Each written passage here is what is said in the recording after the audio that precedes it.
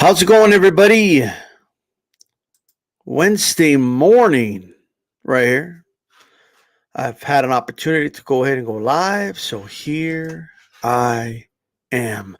If you're listening on the archive, hit that like button, hit the share. If you like what you hear, if you like the content, agree or disagree, then go ahead and hit that subscribe button for me. Hit, as far as the bell button, hit that too, so you're notified when I go live. I may be doing some morning shows moving forward. So I really don't do morning shows. So I'm just saying, you know what I mean? Hit that bell button, hit the all, and then we could go ahead and go from there. You know what I mean? Let me tweet this out.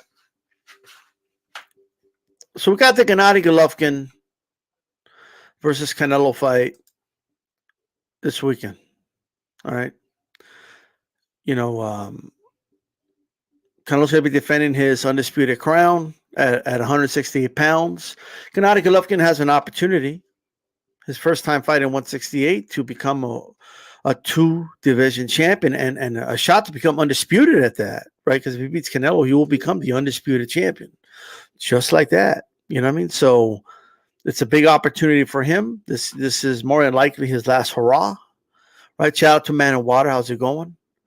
But we'll see about that. About if Gennady wins, I guess that'll be the discussion from Sunday on, or Saturday after the fight or whatever. But I just don't think that's going to happen. I wanted to talk specifically about two different things. Okay, so I'm going to get to the Canelo because Triple G can't get a decision. That's something I want to talk about, but I want to address a couple of things, and it's just a trend I've noticed. Whether I'm on a panel or whether I'm watching panels or whether it's on just a platform like Twitter or Instagram, just something I've noticed when it comes to Canelo. Like, people use terms when it comes to discussing Canelo. Maybe they do it overall in boxing, but there are individuals that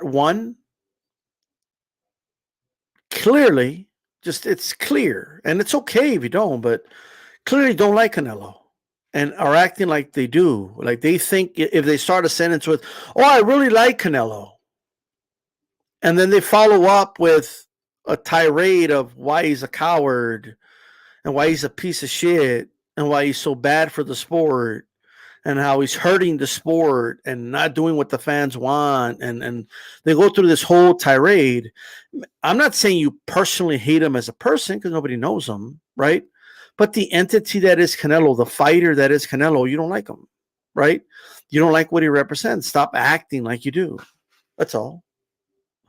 Like, who are you fooling? Like, you know what I mean? Like, you give it away eventually. Like something comes out of your mouth that gives it away, right? So whatever it is, like, you give it away. All right. So at the end of the day, many of you have an obsession with Canelo, whether you want to admit it or not, because you're always talking about him, right? And a lot of you act like, disgruntled, like you're these disgruntled former Canelo fans that are just really disgruntled with him because he hasn't done what you want him to do. You know what I mean? And we need to understand, all of us, that we're all different individuals. Even if you talk to a group of guys, if you're in a panel with 5 people, 10 people, and you all agree, that is still a small, minuscule amount of boxing fans, right? And what I've noticed is that a lot of these channels are divided. A lot of these channels have different quote unquote fan bases. So even the consensus amongst every channel is just different, right? So there's channels out there that wanted to see Canelo fight Jermall Charlo, right? Totally their call. It's what they want. I wanted the fight, to be honest, right? But I'm not mad at him either because he didn't do it, right? There's fans out there that want the David Benavides fight. I want the David Benavides fight. I think it's a good fight, right? But I'm not mad at Canelo because it hasn't happened yet. Like, you know what I mean? Like, I'm not angry at Canelo like some fans get because he's fighting Triple G instead of David Benavides, right? I'm not angry about it. I'm not keeping tabs on all his opponents. I'm not making a big deal about the Yildirim fight that he basically uses a tune-up in between two big major fights. It's and Team Batman said it is a completely different standard, but at least say that. At least say, well, I'm holding them to a higher standard because X. At least say that, right? But unfortunately, people don't say that. And they give all these fighters around Canelo all the passes in the world. They give them all types of passes. Like, for example, Canelo, this is the one I've heard for like the last like year and a half for sure. It's been longer than that, but Canelo had that long break, right? But it's the whole Canelo is extremely popular. He's a big name. He has pull. Canelo can fight when he wants, how he wants, against whoever he wants, whenever he wants. Canelo, he's got the Mexican fans behind him. They will buy whatever he does, no matter when he does it. Any network, any promoter, they will bow down to Canelo. Canelo gets to call the shots whenever he wants, however he wants. Okay, well, we get it, right? Canelo gets to do what he wants.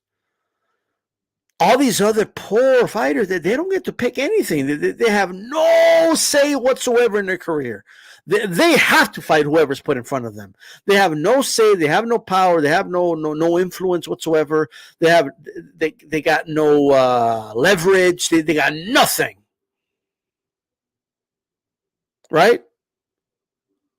That's just simply not true. All right? It just isn't true. That Jermall Charlo couldn't have done more to get better opposition in front of him. How do I know that? Well, I know that because his brother Jermell, his twin brother Jermell, has fought much better opposition at 154. All right? Oh, but, Jermell had the PBC guys. Checkmate! No, what you're doing is you're looking for reasons to excuse Jermall. Stop looking for excuses and just ask yourself, has he done everything possible outside of Canelo to try and get a fight? He was offered a large sum of like $7 million to fight Canelo one time, and he turned it down. Now you could say, well, he had a right to. Okay, cool, but don't say he wasn't offered anything. Roberto Diaz on this channel confirmed that, saying that Golden Boy did, in fact, offer Jermall Charlo 7 digits to fight Canelo. He turned it down, whether he had a good reason to do it, or whatever the case is. But what you can't say is that throughout this whole time he's avoided that fight. You can't say that. You can't leave that out. That's not like a thing you just leave out. That's something we need to consider, something we need to think about, right? Those things matter.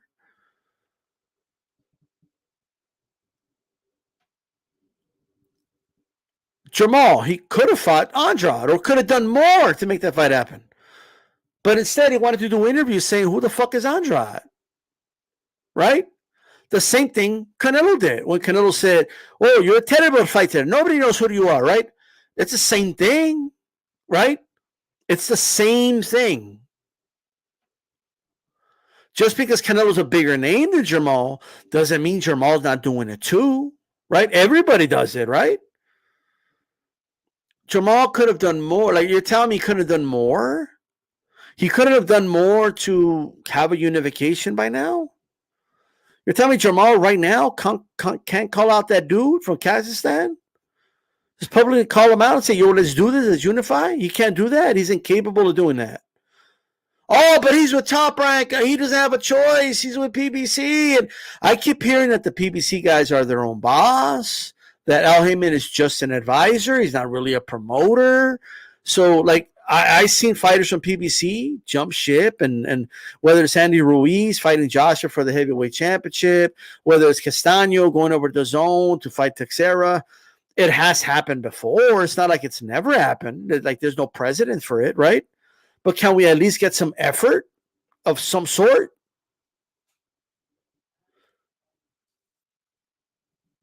Like, I'm just saying, let's stop acting like these guys are victims. Andrade has been like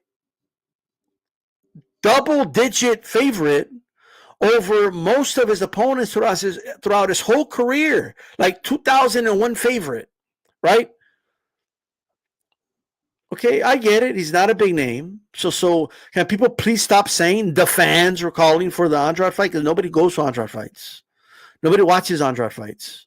Okay? He doesn't have this big fan base. So stop saying all the boxing fans around the world were asking for the Andrade fight. Because that's just not true. Right? Doesn't mean Canelo Andrade couldn't have happened. If it was up to me, the fight would have happened.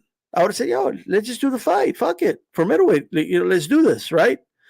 But Canelo went a different path. All right? It's whatever.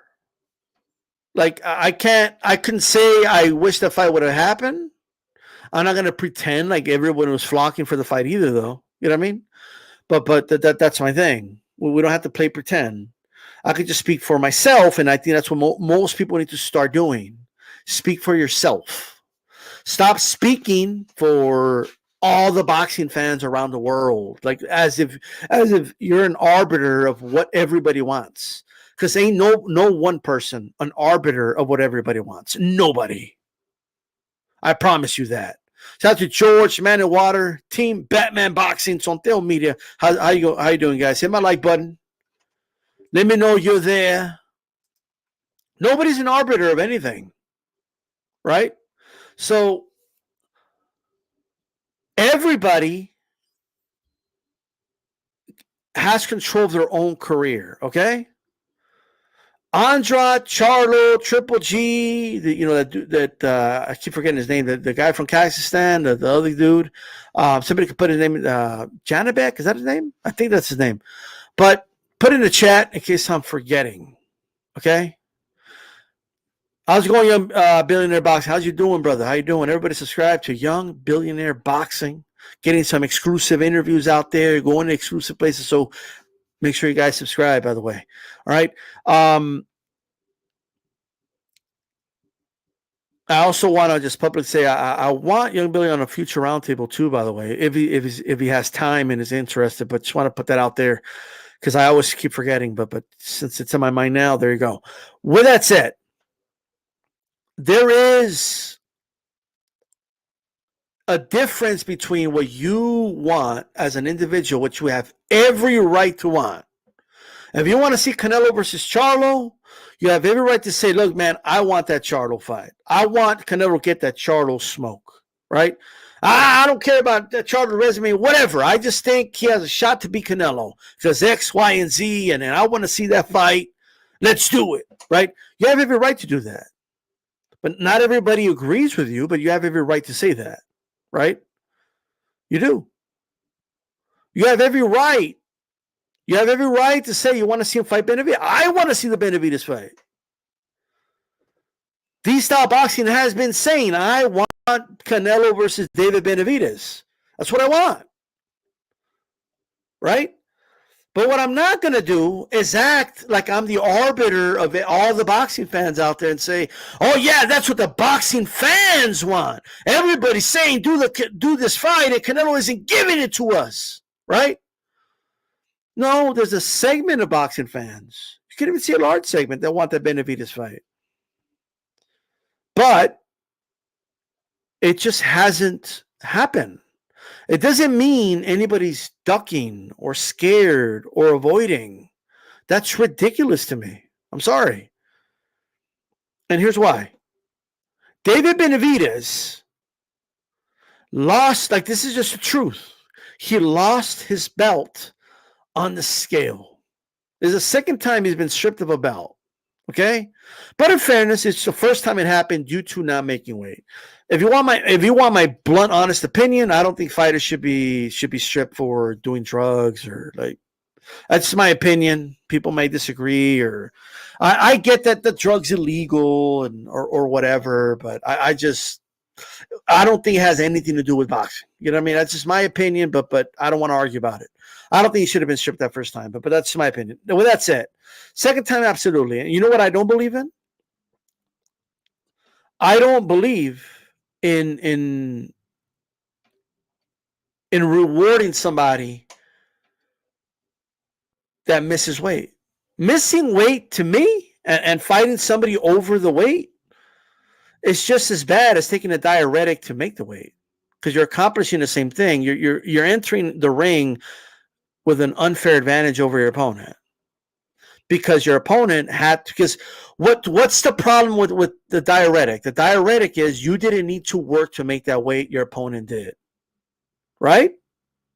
I don't know if you like, I'm just common sense, right? So we take the X and we take the Y, ladies and gentlemen, like algebra, all right? X equals, you have an advantage over your opponent because they had to work to make the weight and you didn't. That's the equals, right? X equals that. Well, you can leave that, and X can also be not making weight. Not making weight equals, you have an unfair advantage over your opponent because they had to work to make the weight and you didn't. So everybody wants to get on Valdez, and rightfully so. I got on Valdez. I thought, and you could go back to the archives before the Conceição fight, I said Valdez should be stripped of the title. That's what I said. That he should be stripped. And they should only fight if Conceição still wants to fight. And Valdez should be fined. And if Conceição still wants to fight, they could do the fight. The belt should only be in the line for Conceição. And I also said that Valdez had to face some type of penalty or punishment, because I don't care what USADA said. USADA was not, because that fight was USADA, like it was a Floyd Mayweather fight. Mayweather could have taken this substance and it was totally legal under USADA, right? Because Mayweather's the one that started the whole let's do the USADA thing. This was under VADA, though, and Valdez agreed to VADA. So I just want to make sure I say that, because people see a Mexican and then they assume, well, what about Valdez? Like, well, I mean, I did say something about Valdez, right? I just wanted to make sure I say that, all right? But before, because I have to preface everything Mexicans have done. I just always have to do that, right? So what I'm saying is, even though I'm talking about Benavides, but Benavides missed weight. And now Benavides was on my channel, and even he said, and I applauded him for saying this. He said, you know what? I need to earn my way back up. I know I messed up for whatever, I got to earn my way back up. I'm okay with that. I'll wait for Canelo to unify. I'll wait. I don't have a problem with that. Boom, done. You know what I mean? So we have individuals out here that still are acting like Canelo's been actively avoiding Benavides. Well, let's go through the timeline. Not through your revisionist, history. Not your made-up history in your mind. Not what you want it to be. Not your, I like Canelo, but he's a fucking coward. Not that. Not any of that. Let's just be blunt and honest. Let's just go by the timeline. Not by my opinion. Not by your opinion. Now, granted, I want to see the Benavides fight. I hope that's a fight that happens next year. All right? As a boxing fan, I think it's a good fight. It's a dangerous fight for Canelo. I believe Canelo would win, but fights are not decided on paper. They're decided in the ring. He needs to prove it in the ring. And I happen to be a fan of both dudes, so it's whatever to me. But I got to keep it real. Dude missed weight. Okay, but let's go by the timeline. So the timeline is Canelo was fighting at middleweight, right? Benavides was at super middleweight. So we can all agree, I would hope, that Canelo was not actively ducking Benavides while he was at middleweight, right? Let's just, okay, cool. Canelo has his first fight at 168, and everybody crucified him because he fought Rocky Fielding. Oh, he fought Rocky Fielding. Oh, why? Like, let me give you an example of another fighter I'm a fan of, but that when he first moved up to a weight class, he tested the waters. Andre Ward didn't just go up there and fight the killers. No, he tested the waters. That's what you're supposed to do. So Canelo tested the waters at 168, right? After having a fight with Triple G. He destroys him. He wins the Reggie WBA belt. Okay, that's the belt Canelo won. Canelo's getting crucified by segment. Notice I say segments of fans because I know this does not apply to every single fan. All right? So whenever people use terms like they, them, like just ask them to elaborate. Like, who are you talking about? Right? So that's what I'm trying to do. Because even if I do it, we all do it, but some people do it more than others. Right? There were segments of fans that were saying, okay, because at this time, there were some people inaccurately, by the way, saying, oh, Canelo, he's just like Henry Armstrong. You know, he's 3 divisions. But what they were missing out, like they were comparing it to Reggie. First of all, he won a Reggie belt, right? So right off the bat, an Armstrong comparison is ridiculous, right? Second of all, he was not holding the 168, 160, 154 belts simultaneously at the same time, right? So facts are facts. Comparing it to Henry Armstrong was stupid, right? I said that. A lot of boxing fans said that. But why am I bringing that up? Because that was relevant because people were making a big deal because he won the Reggie belt, right? The expectations and the demands for Canelo then are different than now, right? When Canelo beats somebody, they become a bum overnight. It's something that happens. It's a phenomenon. You know what I mean? Like, it's just, I'm just throwing that out there. But when he won that fight, there was many channels on here. Okay? Many of them that are very pro PBC. Hey, it's whatever. You're allowed to be what you want. But they were out there saying things like, "Oh, look at what he's doing. He's fighting, you know, this UK bum, this Euro bum. He want no piece of Plant." Those people saying Plant is the best in the division. There's some people saying that, like, people would make pound for. They would do lists of every fucking. I'm talking big channel. They would do these lists of every division, who's the best in each division, and Jamal was the best at 160, and Plant was the best at 168, and like all this stuff. You know, that's one segment of fans. There was another segment of fans saying, "Oh, come on, man, fight the real WBA champion, not the second tier fake champion. Fight the guy that won the tournament. Fight Callum Smith." That's what they were saying. There were some people saying, "Oh, look, he's going to move up and he's going to avoid Billy Joe because Billy Joe has a style he doesn't like. Billy Joe has movement, and he don't like that movement. I don't like Billy Joe, but..." Or let me rephrase it. "I like Canelo, but he ain't going to fight no Billy Joe. I like Canelo, but he's going to avoid Plant, bro. He's going to avoid him, bro. Because the movement." Now, people could have revisionist history and act like these pocket and segment of fans, not you, whoever that is. Like, if you never said that, don't worry about it. It doesn't apply to you. But there's people that were saying that. There is segments, pockets of fans that were saying those things. I had debates with them, and I talked to them on panels, and I went on the boxing, before, let me wait on that for now. Canelo moves up to 175, he fights Kovalev, right? When he fought Kovalev, by the way, people were saying, "Why don't he fight one of the real dudes? Fight Bivol, fight Beterbiev, fight one of the real guys. Why are you fighting a number, like a dude way past his prime?" Right? Okay, whatever. It was his first fight at 175, but they wanted him to go in there with like Beterbiev. Like, this is crazy. This wouldn't be asked of anybody else.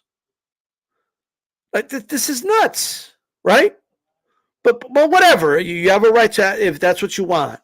I'm just saying, keep the same energy. That's all I'm saying, right? So now stay in the timeline with me now. Unfortunately, Canelo is off for over a year because of litigation, all right, with Golden Boy. Now, these are all facts. The Zone wanted Canelo to be in premium fights. They don't want the Billy Joe Saunders fight, believe it or not, first. It came out, it was leaked out that they wanted him to fight De La Hoya. Like, if there was ever a fight Canelo did that everybody would agree is stupid, it would be De La Hoya. They wanted him to fight guys like Conor McGregor, Jose Masvidal, Khabib. They wanted him to fight MMA superstars. So they could sell all these papers. And you know what? Whether we like it as boxing fans or not, those fights would have sold. Every single one of those fights, even the De La Hoya one, would have sold. To our dismay, I'm glad it didn't happen, right? I think we could all agree that Canelo saying, nah, I don't want to do that, like, is at the very least, like, reasonable. Like, you know what I mean? So he sued Golden Boy, sued the Zone. They went through this whole litigation, and then finally, whatever, it was settled. He signed a short deal with Matchroom, and he immediately, like right after winning that litigation, he jumped right into a title fight with Callum Smith. Right? He fights Callum Smith. Now, before he fights Callum Smith, Benavides loses the belt on the scales. The WBC wants somebody to fight Yildirim. Yildirim was already called the mandatory, and that's who Benavides would have fought, okay, if he never lost the belt on the scales, okay? Now, Yildirim might have been paid some step aside if the Canelo fight was possible, but let's put that aside. But that's the truth. Anvil Yildirim was already going to fight for that WBC belt. That's what was going to happen. I don't think a lot of people know that. Like, people think Canelo told the WBC, hey, let me fight for that belt and put me in the ring with Yildirim. Like that's not what happened. He said, yo, I'll fight for the belt.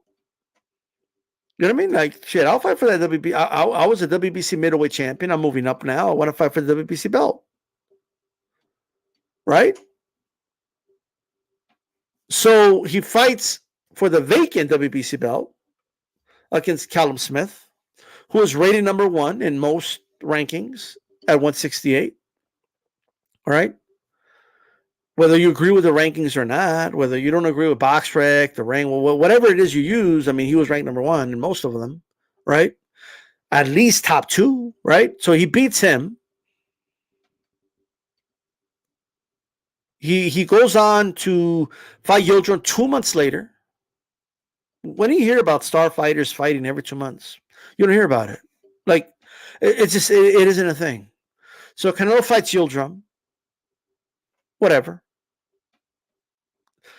There's not a person alive, by the way, that loves the Yildirim fight.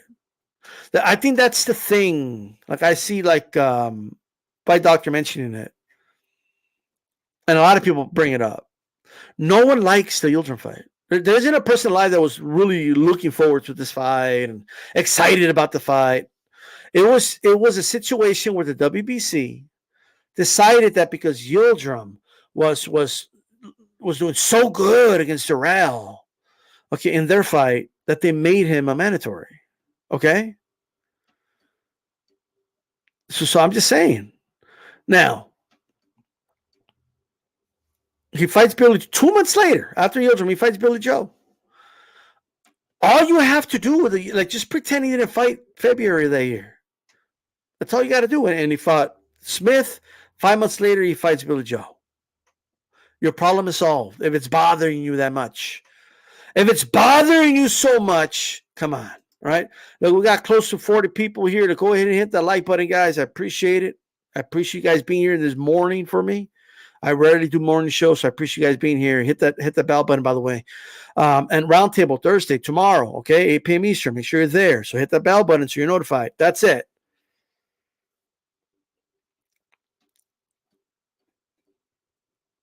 So, yes, Benavides worked his way back up in the middle of Canelo already being towards the end of unifying.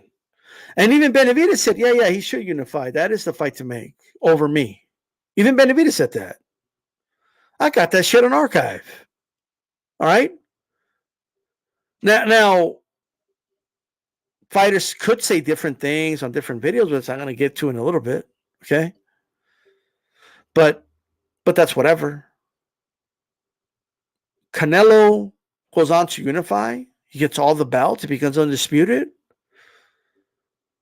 Like, and then people just change the goalposts on undisputed.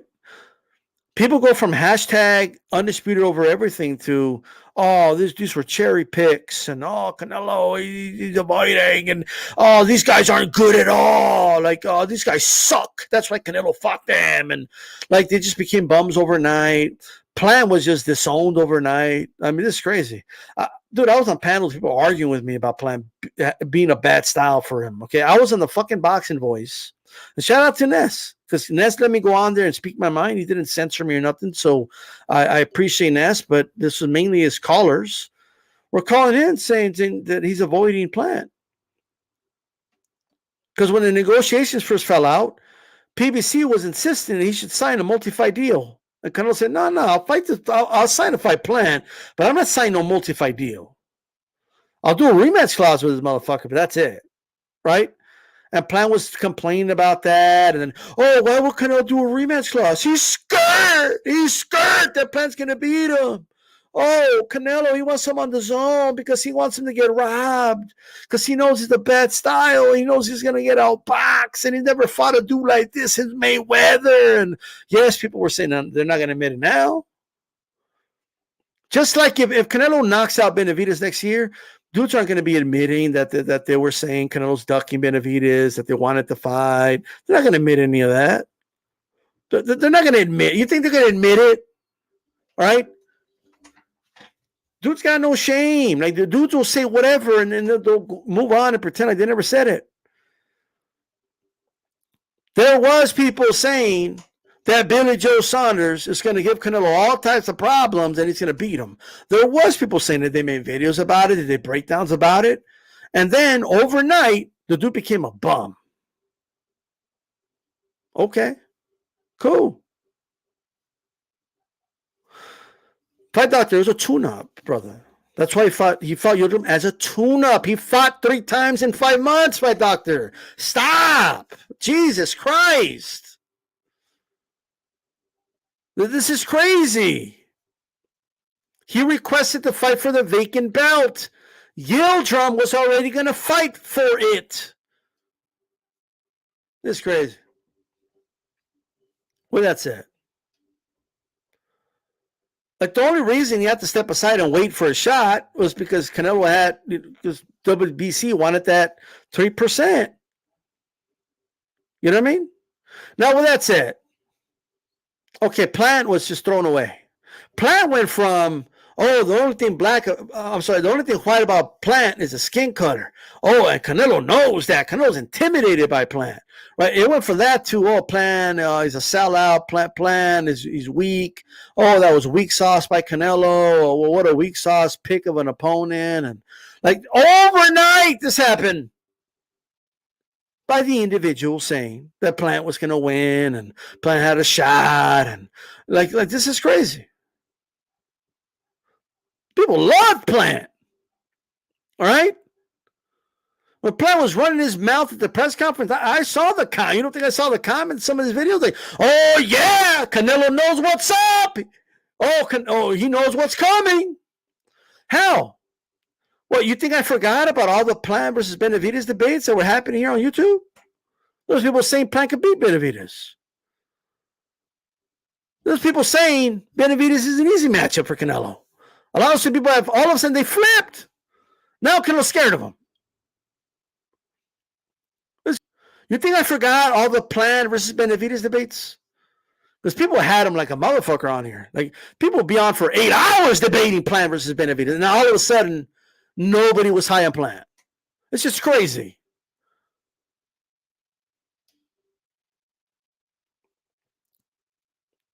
Karma Serene just said it.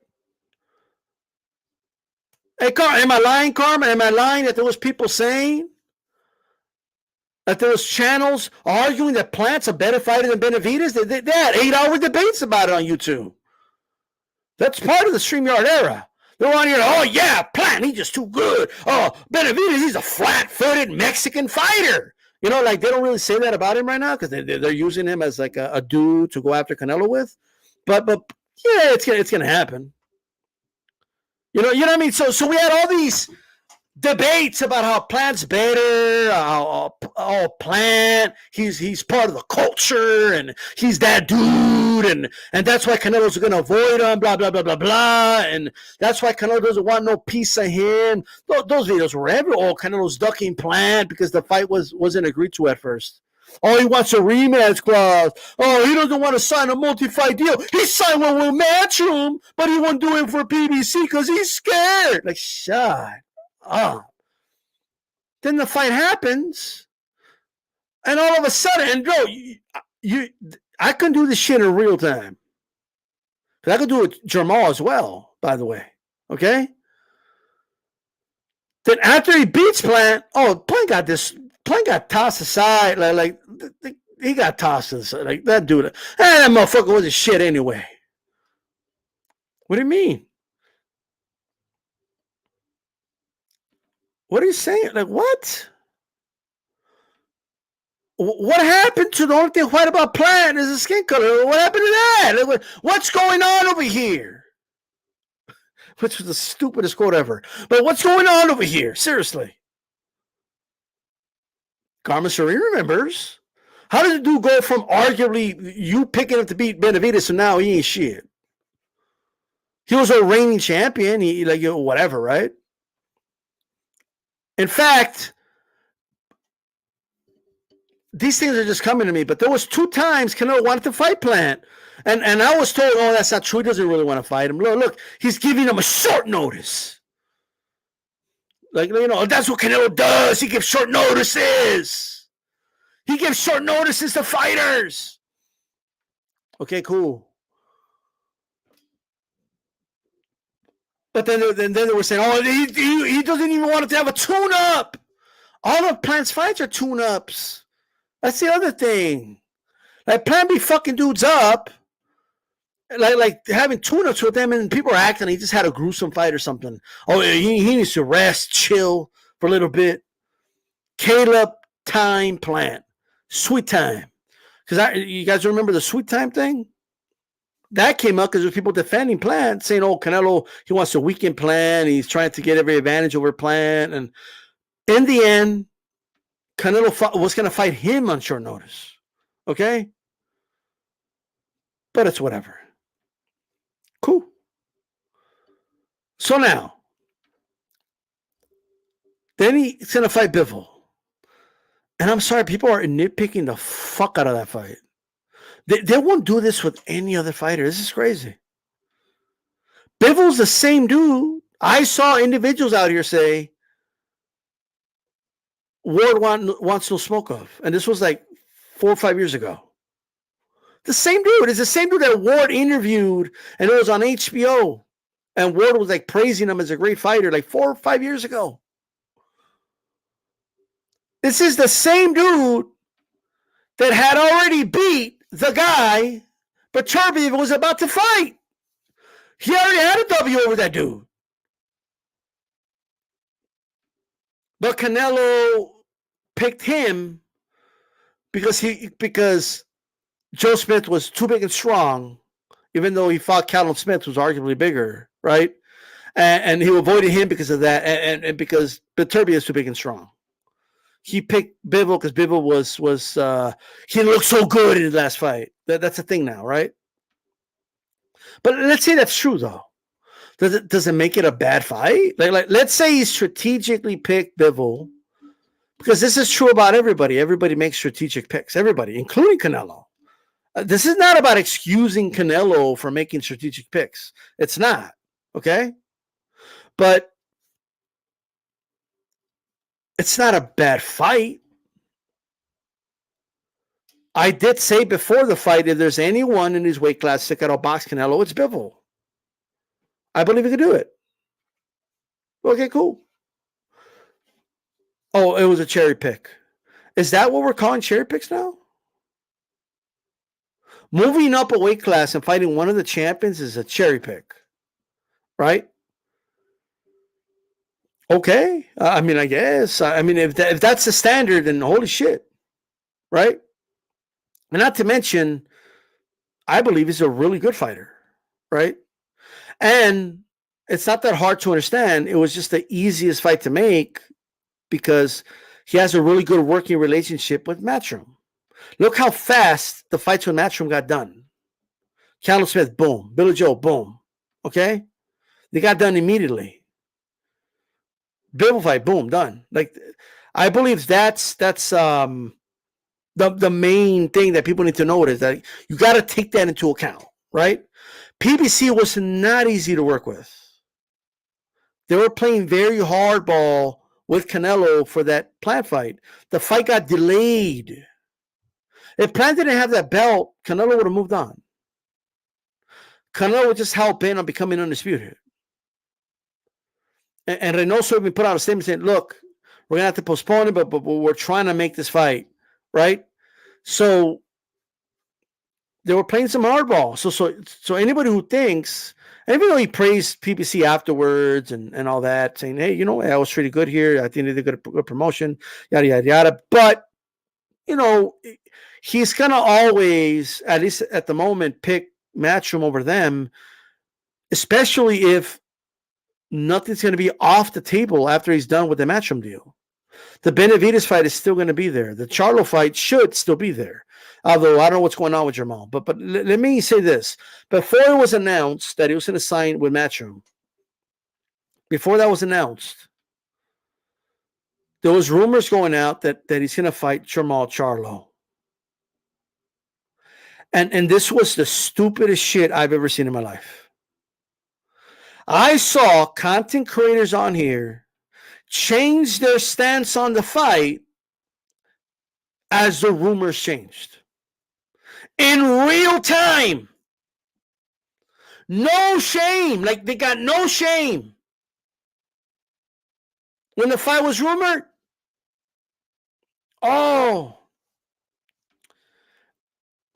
he's trying to, Jamal just came off a tough fight with, what's the dude he fought?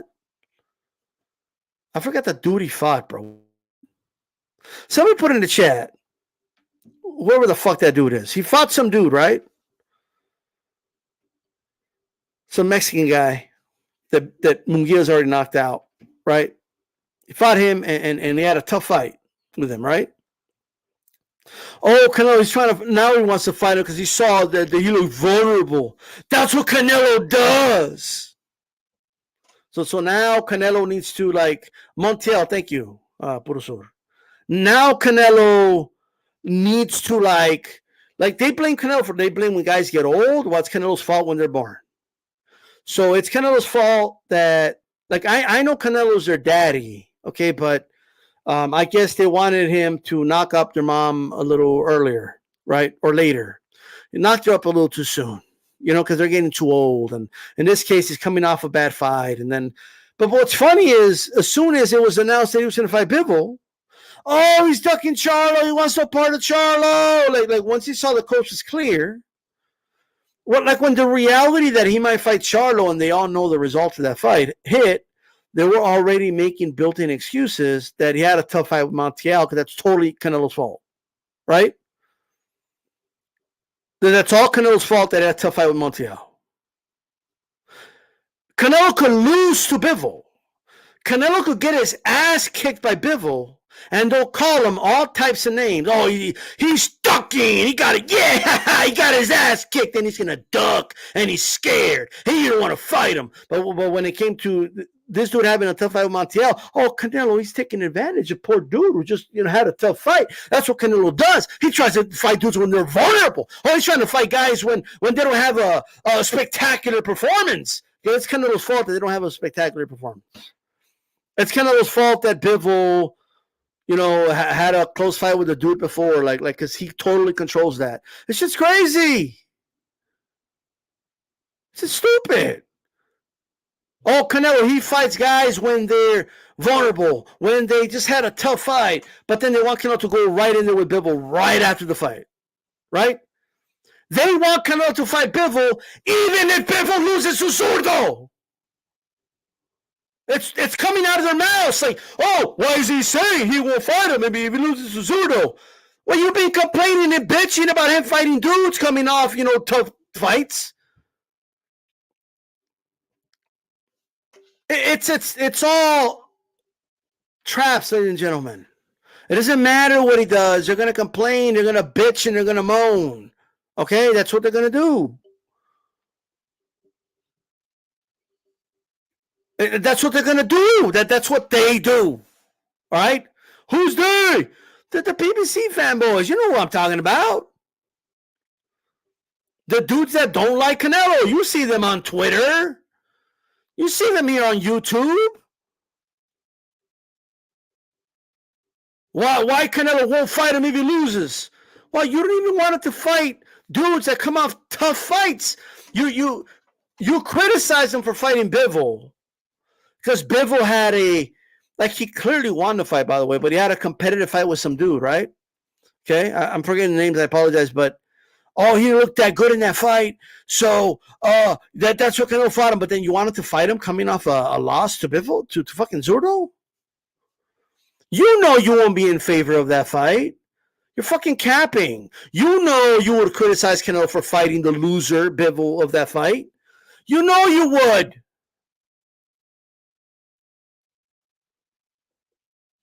Like you know you would. Like stop capping. Oh, but why couldn't that? Because Canelo could say whatever the fuck he wants to say. Who gives a shit? If Canelo wants to say, I don't want to fight him if he comes off a loss, who cares? You know you wouldn't watch the fucking fight, or you wouldn't support it. You know you would be here saying, he's ducking Zurdo because he don't want to fight Mexican, and he's going to fight the guy that lost. Why is he going to fight him? Even though before you were saying, he's trying to duck him if he loses. He's trying to avoid the fight if he loses. What the fuck are you talking about? What are y'all talking about out here, man? You're talking some nonsense out here is what you're doing. Nonsense. Going on to Calyx, to Matador, Rolling Deep, Karma, Puro Sur, Chief Funky, Impala. How you guys doing? Hit my like button. Right now, this is how you know somebody doesn't like a fighter. They put the fighter in a position, and no matter what the fighter does, they're going to criticize him afterwards. That's what they do. That's how you know. So Canelo said, and I saw the Fight Hype interview, by the way. Okay? I saw the Fight Hype interview. Canelo's done several interviews, and he's been very consistent in saying the following. I am rooting for Zurdo Ramirez. I hope Zurdo wins. I think he has a good chance to win. That is the consistent message Canelo's putting out there. I also read something, I believe it was either on Boxing Scene or Bad Left took about 2-3 weeks ago, where he said he feels Bivol should win, and he also said, I'm not really interested if he loses the fight in fighting him again, right? At least not immediately. That's what he said. Okay? So I just want to put that out there because we have individuals out here acting like Canelo's picking Zurdo to win, right? The closest thing I saw to that is while he was doing the rounds, somebody asked him with loud music playing, asked him in Spanish, hey, who are you picking? And he said, Zurdo.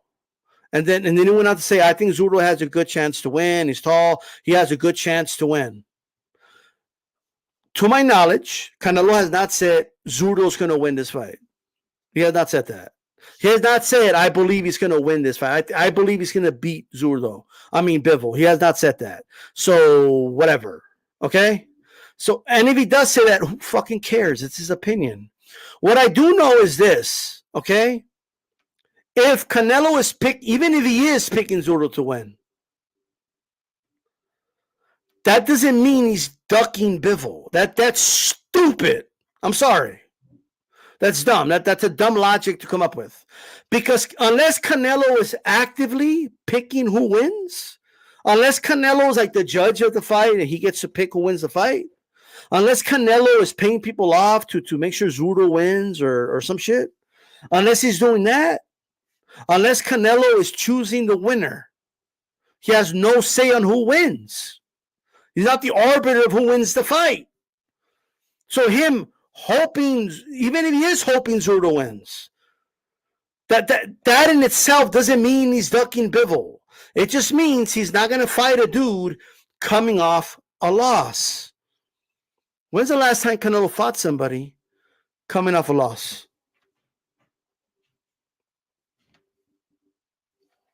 Can somebody name me that fighter? Name me the fighter that Canelo's fought before coming off a loss. And if he has, it was before he was fighting for championships. And if he has, you could probably count it in one hand. Because off the top of my head, I don't believe he's fought anybody coming off a loss. You tell me if he has. And if you name them, there's a couple. Okay? Man, this is like shredding people's fun, bro. This is easy. So anyway, hit my like button, by the way. Hit the like button. All right? Give me the 30 likes. Give me the 30 likes. Hit the like button, guys. All right, I have the Anvil Neidhart. Okay. Fair enough. There's one. Anybody else? So here's what I'm saying. If Canelo, right? If Canelo, here's the situation they put Canelo in. If Zurdo wins, right, and he doesn't fight Zurdo, oh, he's ducking Zurdo because he said he's not going to fight Mexicans. And he's ducking Bivol because Bivol came off a loss. Oh, he ducked him. If Bivol wins, right? Oh, but he was rooting against Bivol. He didn't want Bivol to win. So he was ducking him. He was forced to fight Bivol. I mean, think about how stupid that sounds. Like, no. Like you got to win the fight. Like, what do you mean? Or else he's not going to get credit for the fight. They're going to say he was fighting Zurdo's leftovers. The fight to make, if he does move up, would be Zurdo. Like, I'll be the first one to say that. Okay? I'm not going to tolerate I'm not going to fight Mexicans clause. I'm not tolerating that. I'm not. Right? I believe he's saying it to, quote unquote, support the Mexican fighter. And if you listen closely, he always says, I really don't want to fight Mexican fighters. I represent Mexico. He's saying he would prefer not to, is what he's saying. Okay? But it doesn't mean he's closed the door to it. I don't believe he has. And if he has, then that's bullshit. And Canelo should fight other Mexican fighters if a Mexican fighter presents itself and it's the right fight to make. As of right now, he has not ducked any Mexican fighters. It's ridiculous to say, well, who, Munguia? Him and Zurdo never cross paths, okay? And Zurdo winning this fight is the closest thing to it, to be honest with you, right? Now, with that said, with all that aside, let's put that aside. Benavides, right now, he's in a position. He's worked his way back up. He's got a mandatory spot, okay? Eventually, that mandatory needs to be, fulfilled. And we can't say Canelo's aging him out. We can't say Canelo's waiting for him to get older or like obviously, that's a fight that could still happen. I hope it happens, okay? And I'll say this, that if Canelo fights Benavides, I'm not going to get mad at him if he doesn't do the Bivol fight, even if Bivol destroys her, though, okay? I'm not going to get angry at the guy. But there are people that are going to be saying he's ducking Bivol to fight Benavides, even if they were calling him to fight Benavides. It's going to happen. If he fights Bivol, right, and does what, because the same people saying, oh, he's ducking, he doesn't want to fight Bivol again, oh, he's scared, right? He won't ever do it. He got his ass kicked. Ha ha. I love Canelo. He's one of my favorite fighters. Ah, he got beat up. Oh, he's such a coward, though. Oh my God.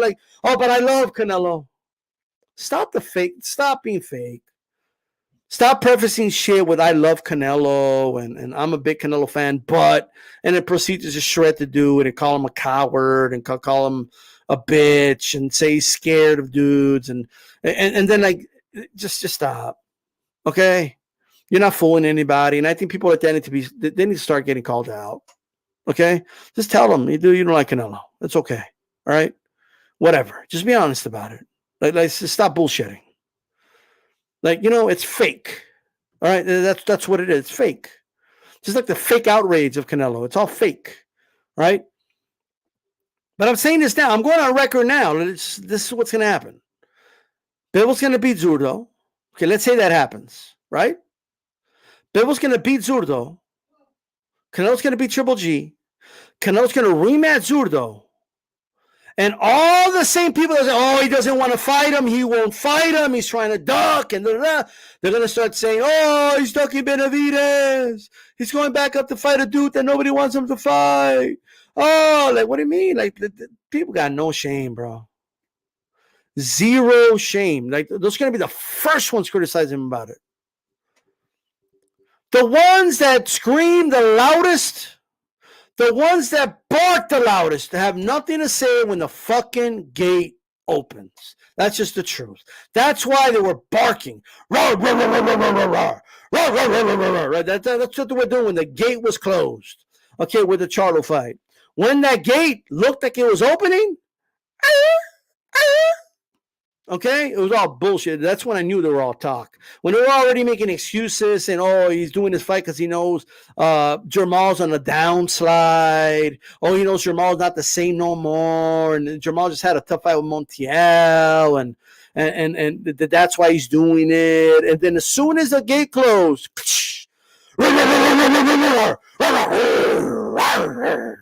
I like it. Like, shut up. Okay? Shut the fuck up. All right? Anyway, with all the barking aside, let's talk. Let's go ahead and talk about this Triple G Canelo fight. Ladies and gentlemen, okay? I heard a caller on Ringside Reporter last week, and I felt like, sorry to call you out, brother. I felt like Joe Habib let him off the hook. It's all right. Eric Lorda tried to call him out, but it's okay. Cool. The caller goes on there, and he's clearly a Gennady Golovkin fan, right? Which, by the way, nothing wrong with that, right? But like, stop acting like these neutral dudes, and like, just stop, okay? Just say you like Golovkin, like, you know, it's okay, like, you know, like I'm tired of these neutrality dudes, like everybody being on neutral, and like, let's just stop, okay? Now, Chief Funky made a point earlier, and it's 100% true. Dudes did that shit with Teofimo. Teofimo was ducking everybody and their mom. The moment he won the fucking belts against Loma, he was ducking everybody. The shit was crazy, bro. And you had a mandatory you had to fulfill. And the Triller thing happened. It kept getting postponed. It is what it is. But to say he ducked anybody is ridiculous. Okay? But with that said,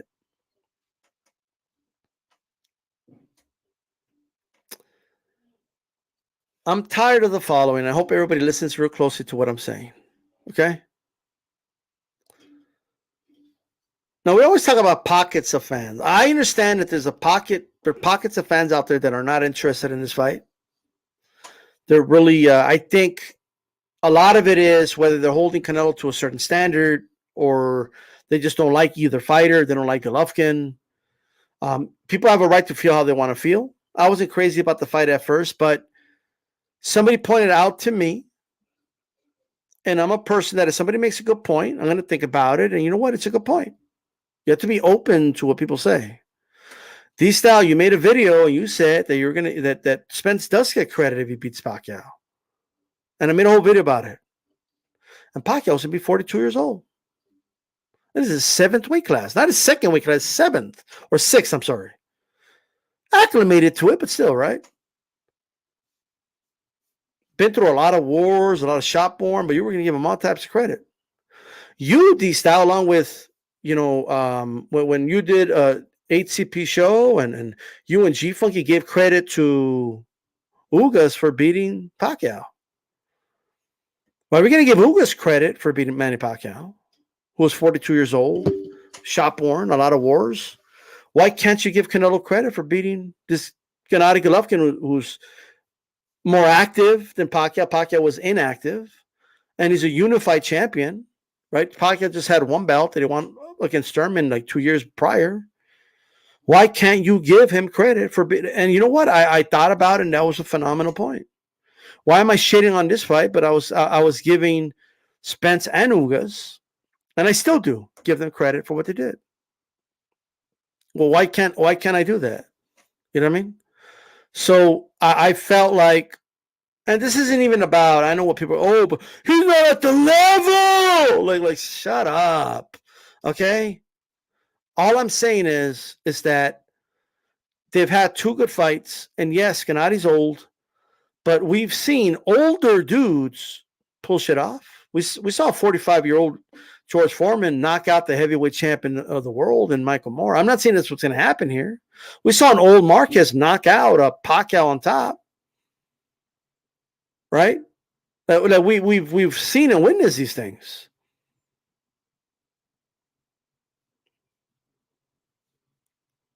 So I'm just saying, you know what I mean? I get it, Fight Doctor. I mean, you want something to be the same. I'm just giving you a similar outlook, and all I'm saying is that. And by the way, I just want to put this out there. Fight Doctor is proof that anyone is allowed to talk in my chat. Me and Fight Doctor disagree.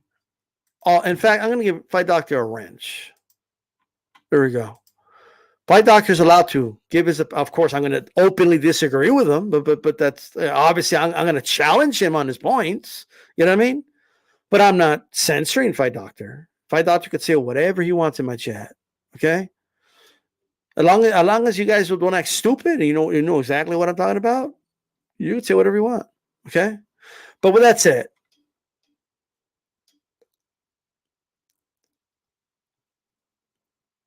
at the end of the day, if I thought saying Undisputed is meaningless, well, that's your opinion, brother. That's your opinion. But with that said, if when it comes to this fight, let me just say that I'm not going to look. What I'm not going to do is act like it's the fight I want. I'm not going to do that either, by the way. Okay, I'm not saying it's the number one fight I wanted. I'm just saying I went from, I don't know about this to, you know what? It's a good fight. That's it. Like, I'm not here to tell people, oh, it's an amazing fight. I can't wait till Saturday. Like, it's not like that. Like, I got to be honest, but it's a good fight. That's all I'm saying. I just want to make sure people understand what I'm saying, right? And to be honest, that's how I felt about the Ugas Pacquiao fight. It's a good fight. Like, I didn't think it was like, oh my God. You know what I mean? So all I'm saying is somebody brought that to my attention. They said it respectfully. I said, you know what? It's a good point. That's all I'm saying. With that said, yeah, I also understand a lot of pockets of fans want to see it, and I'm not the arbiter of what everybody wants, right? Let me just say this right now. When boxing content creators or boxing fans use words like give the boxing fans. The boxing fans wanted X. The boxing fans this. The boxing fans that. Not I want. I want this. I hope this happens. I believe most people want this. At least say that, right? But when they start speaking so matter-of-factly, well, that's a red flag. Your spidey sense should hit immediately as soon as you hear. Once you hear terms like, he should fight him, or everybody, the fans want this, the fans want that. You know what? They sound like politicians to me. That's what fucking politicians do. Oh, the American people want this. Oh, the American people want that. Oh, the American people, like they'll be there in the halls of Congress speaking for all the American people. Oh, the American people want surveillance. The American people want higher taxes. The American people want lower taxes.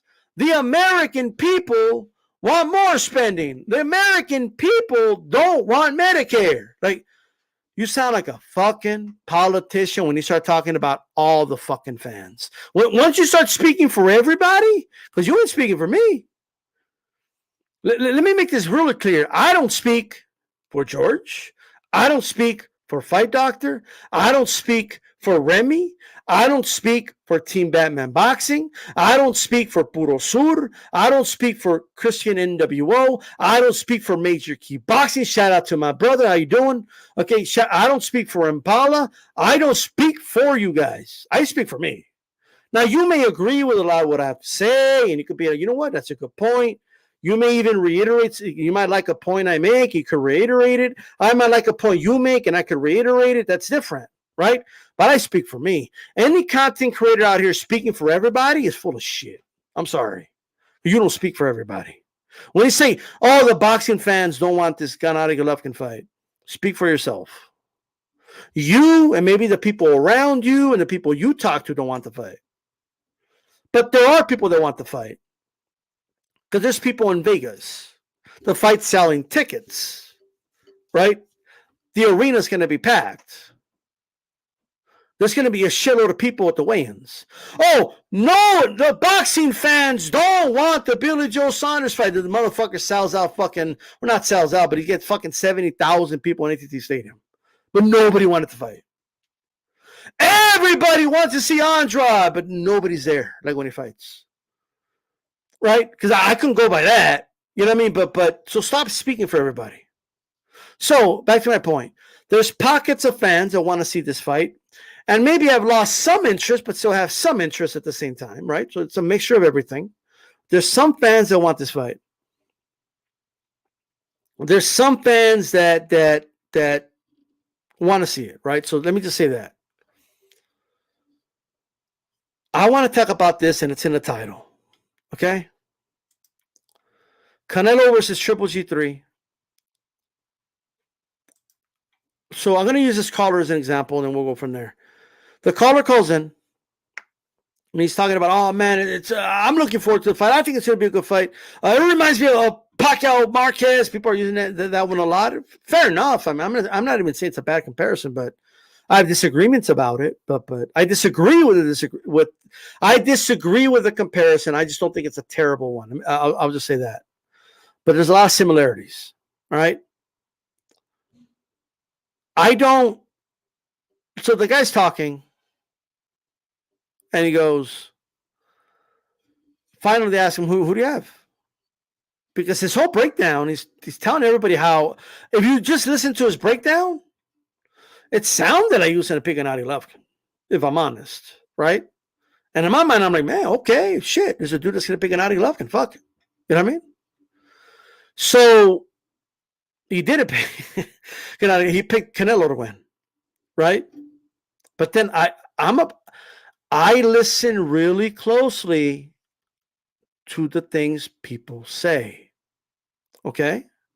Because there's always and I'm sure you guys learned this, right, at some point in your lives, the difference between a direct reason and an underlying reason.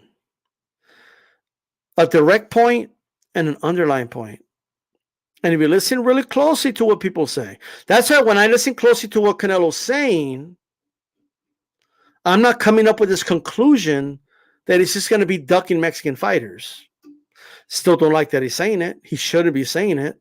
And if he does, because I judge by action and not by words at the end of the day, right, when it comes to fighters. But if he goes to 175 and Zurdo has a belt, you should fight him. I'm just saying that right now. But with that said, so the guy goes, you know what? Canelo's going to win a decision because, I mean, Gennady's not going to get a decision. And then he went on to say some other stuff. But he said it so nonchalant that, like, he said it faster than that. I slowed it down for you. So, yeah, he's not going to get a decision. We know that with the judges. And then blah, blah, blah, blah, he just went on some other shit. Like, whoa. Beep, beep, beep, beep. Go backward. Back up. Back up. Back up. So what is your prediction? Exactly. And this is what I want to bring to the attention of the entire YTBC, because even some of my friends make predictions like this, and it's annoying. Okay? Are you saying, because it's two different things, and I even gave a super chat to ask the caller. I said, are you picking Canelo by robbery? Or are you picking Canelo like you legitimately believe he's gonna just outbox Gennady Golovkin, right? Which is two different things. Anybody who doesn't understand that, I don't know what to say. He wouldn't answer the question. And then Beeb let him off the hook. Eric pressed him in fairness, but Beeb was like, oh, what are you going to ask him next, D-Style? How many rounds he's going to win? Like, stop. Got to call you out, brother. It is what it is. I told him after the phone, he let him off the hook. It's called hedging your picks. You're hedging your pick. So, and let me explain what I mean by that. So, you're putting yourself in a position that, like, literally no matter what happens, like, oh, you're the guru that called it. You know what I mean? And I don't mind somebody acting like a guru if they're on point. But you're not on point if you say, oh, I have it by decision, because we all know how it is with the judges, you know what I mean? And and I'll tell you why. Because you have to preface it, though. You know what I mean? I believe, and I want to challenge content creators to be more specific about their pick. I'm not talking about the X's and O's and how you break it down. You could do that however you want. Okay? You could do anything however you want. It's just a suggestion, right? I'm not talking about the X's and O's portion of it. I'm talking about the pick. Okay? Stop using the judges as a crutch. All right? And if you do, preface it. So I think what the caller should have said, because the caller was contradicting himself. When Eric said, I just don't see how Gennady Golovkin can win this fight, the caller said, well, why not, Eric? What do you mean? I think he has a good chance to win. But then when it came to his prediction, motherfucker said, no, well, it's just that we all know how the judges are, and they're not going to give Gennady Golovkin a decision. If you don't think Gennady Golovkin can get a decision, you could say that if you want, okay? But you have to preface it. Oh, Batista, what do you mean by that? What do you mean preface? What do you mean? That's what I mean. How about, I believe Canelo's going to get the decision, but in my opinion, I think Gennady Golovkin's going to be the real winner. I think he's going to outbox Canelo again, because I feel he got robbed the first two times. Or how about that? Like, what's so hard about saying that? What's so hard about that? It's not that hard. People act like it's difficult. And when I ask them, well, what do you mean? Okay, judges aside, and you could try everything. Okay, but let's assume the judges are fair, or judges aside, or like, no, well, what do you mean? I'm just saying, I'm telling you that the judges, like, they just hide behind it. And here's why it's bullshit, because if Canelo wins, I was right. Canelo got a decision. Even if he wins by knockout, I told you he was going to win. If Canelo dominates, told you Canelo's going to win the fight. If Canelo wins a close decision, but like you do feel you won. No, see, I told you he was going to win. And I said it was going to be a tough fight. See? You see?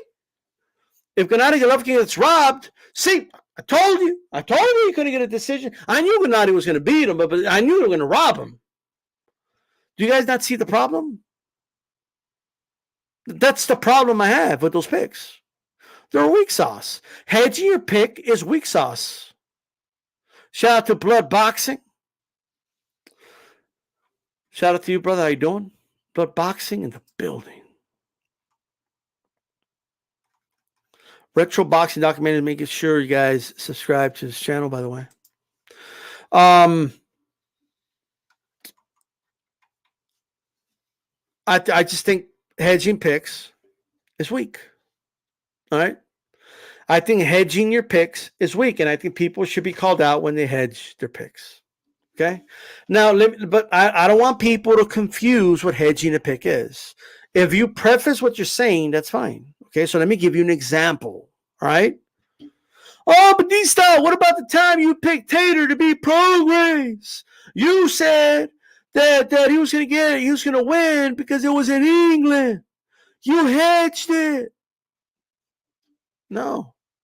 Because on the lead up to the fight, I said it's gonna be a close fight, that I feel Progress is gonna win, but they're gonna give the decision to Tater because the fight's in England, which it's closer to Scotland than New Orleans. You know what I mean? So that's why my official prediction was he's going to win a decision.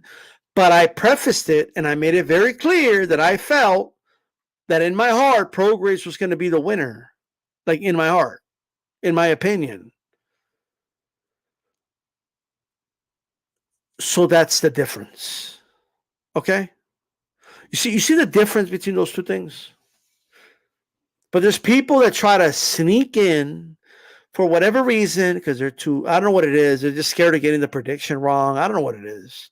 Why are people scared of getting predictions wrong? So what if you get it wrong? Like, I'm picking Canelo to knock this dude out. So if it doesn't happen, like, it's like, you know what I mean? Like, so what if it doesn't happen? I don't give a shit. You know? I just don't care. The fight doctor says Bivol was a cherry pick gone wrong. Well, if he's a cherry pick, I mean, shit. I'm just saying. You know what I mean? Is he? Let's go to a fighter I respect, you know, but let's go with Andre Ward. Let's compare, and I'm not talking full resume. I'm just saying, like, we're gonna compare Andre Ward, right, when he moved up to light heavyweight himself. Granted, Ward never fought at 160, Ward never fought at 154, but that aside, we're going to treat them both equally as 168 pounders, okay? That's what we're going to do. Now, I'm not delusional. I know that Ward fought the better version of Kovalev, okay? So let me just start off with that. So, but I'm not talking about the fight. I'm just talking about the lead up to the fight. So check this out. When Andre Ward, because he himself had litigation issues, kind of similar to Canelo. He was out of the mix because of that. I believe he had an injury, whatever. He came back. When he first moved up to 175, Andre Ward fought Sullivan Barrera. Was Sullivan Barrera one of the top 3 or something? That's what people want Canelo to fight. Canelo want him to fight the number 1 guy. Was Sullivan Barrera the number 1 dude? Now, I'm not criticizing Andre Ward for this fight. In fact, it's probably still up. I have a video up about what do you guys want. He's just moved up to the weight class. He's got to acclimate himself to the weight class. And Barrera's an undefeated fighter. Like, it's not a bad fight. No, it's a bad fight. He's cherry picking. He's ducking Kovalev, and he's ducking what's the God damn, was Pascal? I don't think Pascal was a champion at the time, but so forget about him. But there was Stevenson though. You know what I mean? Oh, he's ducking Stevenson. Oh, he's ducking Kovalev, and you know what Ward did right after that? He fought Alexander Brand. So, like, was Alexander Brand a top dude? So all I'm saying is put things in perspective, right? So put things in perspective for a moment, and ask yourself, Andre Ward, a Hall of Famer, when he moved up to 175, did he fight someone at the level of Bivol when he moved up to his weight class? No.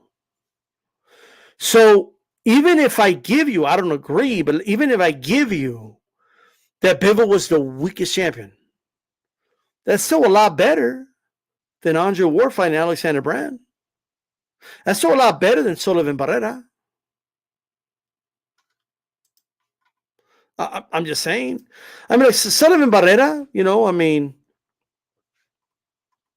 it's whatever, but Cool. Like I'm not even saying that it wasn't a bad fight. I didn't criticize Ward for it, but we got to stop. In fact, to prove my point, I mean, Bivol beat Sullivan Barrera.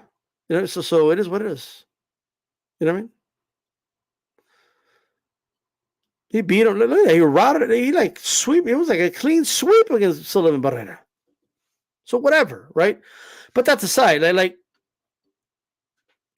this is like it's crazy, bro. Like the hate and the terms like cherry pick and but look how Bivol looked in his previous fight. That's why he fought him. And look, at best, you could say, okay, it was a strategic pick. Okay, at best, you could say it was a calculated risk. Okay, but to act like it's just stupid. Anyway, it's whatever. That's Fight Doctor's opinion. You know what I mean? He feels how he feels. All right? We're not going to change Fight Doctor's mind. Is what it is.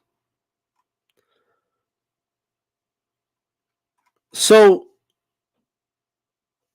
yeah, they want to hedge their pick and then like put themselves in a position to like have something to say at the end. Like it's just stop. Okay? One of the worst ones I've ever seen, I'm not going to mention the name or the fighters, but somebody made a pick and they were saying that they would pick fighter B, but fighter A was going to have the advantage because they go like this. Oh, it's a 50-50 fight to me. I'm only picking fighter A because the crowd noise and they're not going to give fighter B the decision. Right? And then after the fight, the individual was bragging about how they got the pick right because fighter A won. But he called it a 50-50 fight and he was only going to win because of the loud crowd noise and the other guy couldn't get a decision and all this other stuff. So it's whatever to me. Like, you could do that if you want. I just think it's corny. And there's a term for it now. You're hedging your picks. Now, I don't know. There's going to be people saying, oh, I came up with it. I've been saying that since the Rope-a-Dope days of 2009. Okay? So I'm just saying, but if you could find somebody before 2009 that referred to people being slick with boxing picks, call them hedge picks, then you could say, oh, this guy took it from him and all this other stuff. But unless you can find that, then all I'm saying is it belongs to all of us now. Okay? Somebody hedges their pick, call them out on it. Okay? That's all I'm saying. Like these people being slick, like, oh, but we all know, God can't win a decision. He's gonna have to dominate every round to win and stop. Okay, just tell us who you think is gonna outbox who, and don't worry about the judges because then you're using them to hedge. Sorry, that's what you're doing. Now, I do want to address something Fight Doctor said off topic, but I think he's having a debate with, I believe, Team Batman. But look, I'm not going to dispute the fact that CompuBox is two dudes sitting ringside with, I don't know if it's controllers or if it's like buttons or clickers. I'm not exactly sure what it is, but it's still valid what he's saying. With controllers.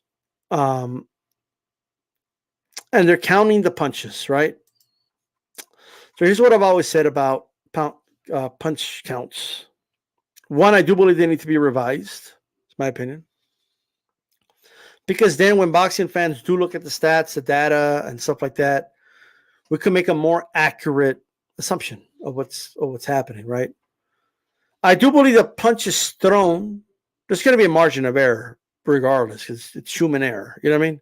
But there's going to be a margin of error, but I don't think it's that big for punches thrown. Okay?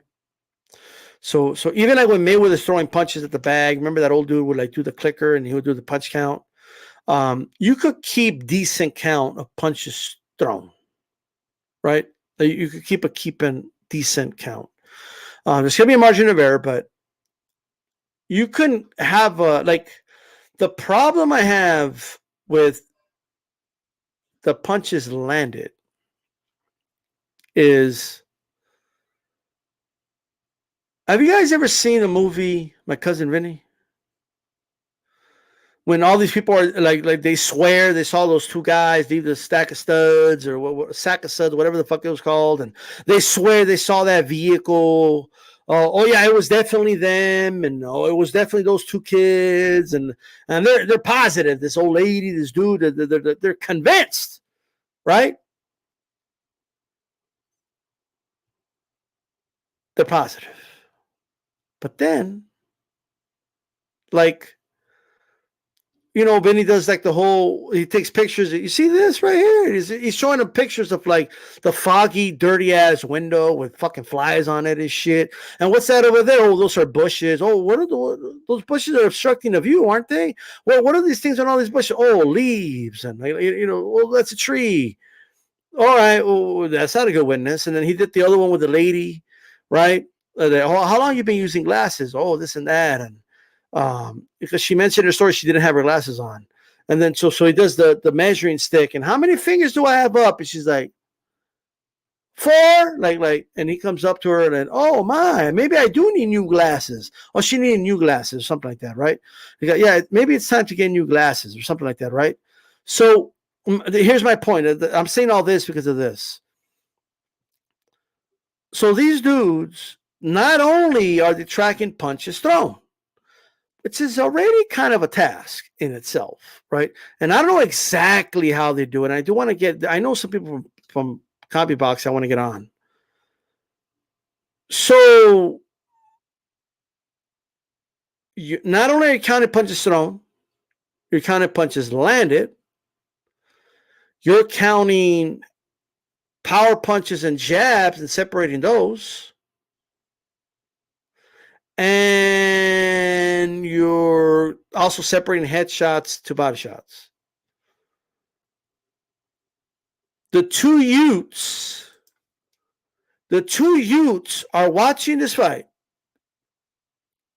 and they're clicking buttons, and they're tracking punches thrown, punches landed, power punches, jabs, and they're separate. And again, they're separating the headshots to the body shots. They're doing all this. Meanwhile, that's hard in itself if you have a clear view. But just like in my cousin Vinny, I could point out, so you were sitting here and his back was to you. How do you possibly know that punch landed? You have to guess sometimes. And boxing is so fast paced and so much is happening. And once a punch is landed, other things happen. Other punches get thrown. I have questions about it. That's all, and I'm open to, and I know Lee Groves does it. So I know some other guys that do it too. So, or are involved with it. So I would hope there's more than 2 people. I would hope that they're open to having a revised version of the punch stats after the fight, in my opinion, just for the sake of accuracy. But that's my main issue with it. Now, granted, it's still a somewhat rough estimate, although it could be. The problem I have with it is that the margin of error is too wide. And I know that because I've watched fights where I see the ticker going up and no one's even throwing punches. And I find that kind of odd, right? There was a round where they said Pacquiao landed over 20 punches on Bradley, and I couldn't count more than 3. If I remember correctly, I got to go back and watch it, but that's kind of crazy, guys. You know what I mean? Like I'm just saying, that's kind of nuts. I got to be honest. So whatever process they take, whatever process they take, they gotta make it better. And I'm open to hearing it. I'm hoping to kind of, you know what I mean? But I will say this, and Happel just touched on it. It could influence judges, and it shouldn't. It shouldn't influence the judges, man. All right. Hey guys, I appreciate you guys joining me this morning.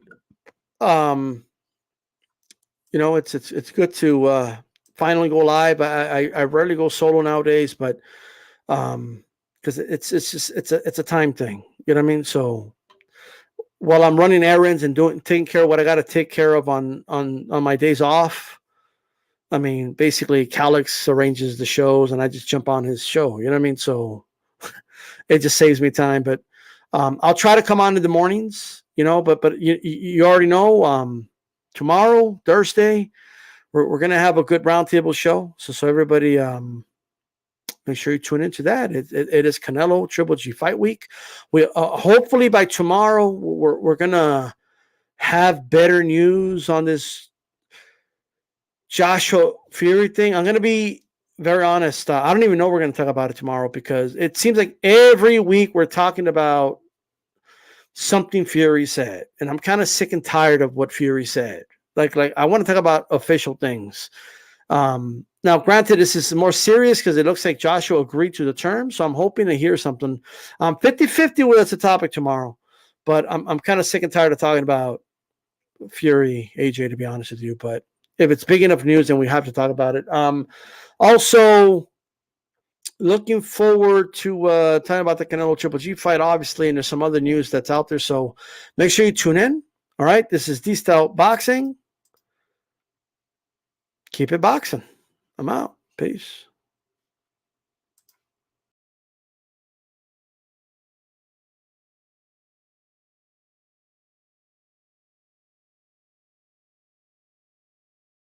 With his trainer, Eddie Reynoso, wearing black with white, also weighing in at 167.6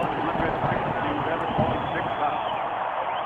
In his professional career, 54 victories, including 36 big wins by knockout, only one defeat with 2 draws, and he's undefeated for 6 years, and considered by many to be, pound for pound, the best in the world.